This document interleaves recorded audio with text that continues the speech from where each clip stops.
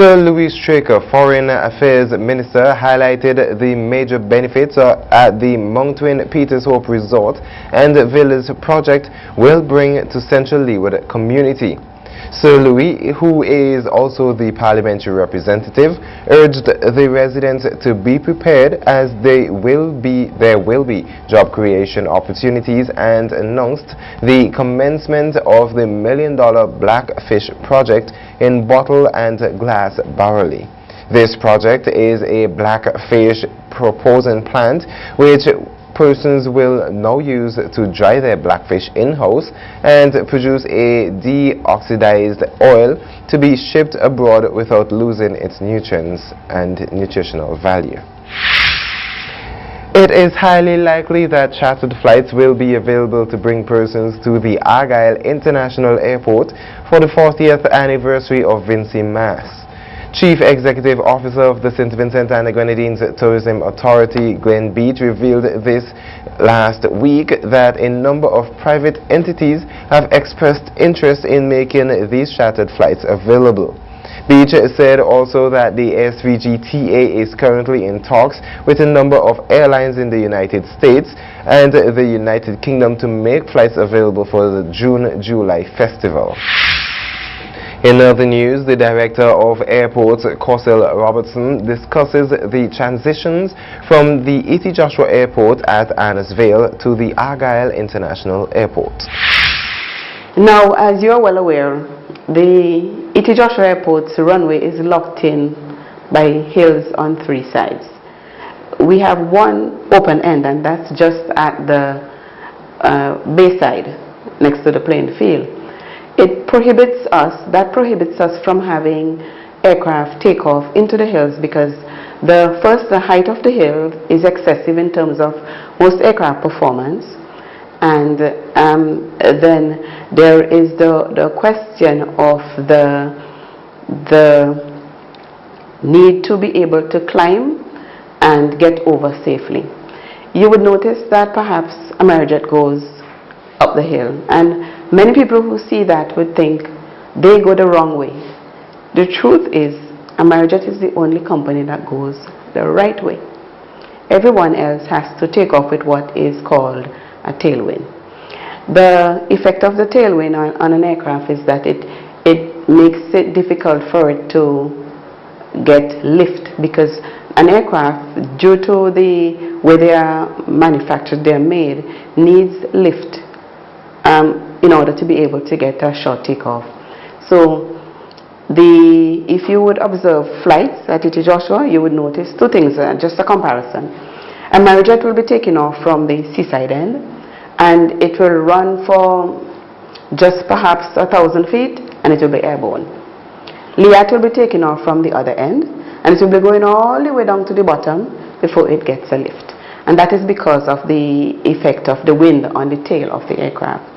And that restricts us to the point that whenever the wind exceeds a certain speed, Liat flights have to cancel, or they have to reduce their weight for takeoff. The effect of weight reduction is that in most cases they have to take off the bags. The Director of Airports, Cosel, also explained the difference between the E.T. Joshua Airport and the Argyle International Airport with wind study and the runway. The length of the runway at Argyle allows you, even if you did in fact, say by something unusual, have a tailwind from Argyle, to take off safely still, because you have a lot more runway to run on for a safe takeoff. At E.T. Joshua, there is no such option available to you.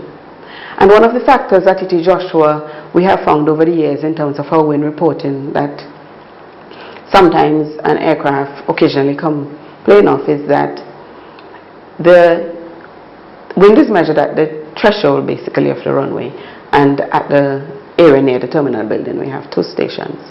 But when the aircraft clear the hills, or the shielding provided by the hills, they tend to get a the gust will then hit them shortly after takeoff. So if you're flown, you would often find that you get what some people might call turbulence, but it's really when the wind is now hitting you, because the wind that you got in the gully or in the shaded area may not necessarily be the same the wind as you get maybe 10 seconds after you're airborne. But of course our pilots here are very experienced and they have learned to manage that. So they would turn into the wind immediately after takeoff as a method of managing. Captain Gerald Grovera, Chief Executive Officer CEO of Guyana-based Roraima Airlines, says that he has never had a United States visa revoked and that he has never been involved in smuggling of narcotics. Grovera is spearheading the landing of a chartered flight at the Argyle International Airport when it opens on February 14th. Captain Grovera defended himself after United States Embassy cable leaked by WikiLeaks dated September 11, 2009 began making the rounds here, and said that he and two other prominent Guyanese either had their U.S. visas revoked or were not being able to enter the U.S. visa system. Grovera, in an exclusive interview with Searchlight last Wednesday, said that he is a Canadian by citizenship and travels with a Canadian passport, so he does not need a visa, and the WikiLeaks document is not based on any semblance of fact and reality. A February 2016, on the 24th edition of the Guyana-based Qatar News, noted that on 2 occasions, employees of Roraima Airways were linked to the discovery of cocaine on a flight, none of which the Captain Grovera was involved. Leader of the opposition New Democratic Party, the NDP, Dr. Godwin, Friday on radio, said that the government should not be competing with the private sector. What we need to do really is to liberate people so that they can actually fend for themselves, and the government has to get out of the way, stop competing with the private sector and things that the private sector can do. I was just looking in the paper here this morning and I saw that the government is talking about getting into owning hotels and yes. vying for the Buckerman Bay Resort and so on. We can't even find money to fix the potholes in Kingstown and around the country, and to pay for medicine in the hospital, and we are talking about going into owning a resort that hasn't proven itself yet. And the government, where are they going to get the money from to do this? And why is it a priority for government to be getting into private sector activity where there are other investors who would be willing to do so?